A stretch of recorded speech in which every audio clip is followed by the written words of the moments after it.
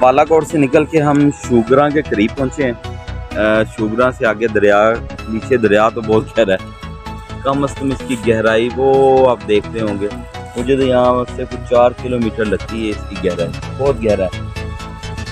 और नाश्ता था हमने करना, नाश्ता यहाँ पर खुद तैयार किया है, नाश्ता हमने बनाया, नाश्ता करके अब ये पहाड़ और चाय, ये देखिए मेरा नाश्ता तैयार है, ये मेरी चाय, सिलेंडर मेरे साथ है, खाने पीने का सामान है।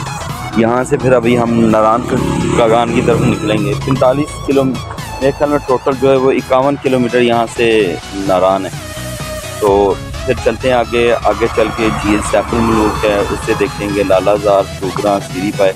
इस टूर में हम इसको कवर करेंगे। जो यहाँ का वेदर है वो आजकल गर्मी है, कोई मतलब कि ऐसा नहीं है यहाँ पर कोई ठंड हो, थोड़ा सा वेदर चेंज है, जैसे पंजाब में शदीद गर्मी, तो यहाँ पर ऐसा नहीं है। और बारिश के प्रेडिक्शन है नारायण में, और नारायण में जाके फिर हम व्लॉग नेक्स्ट बनाएंगे।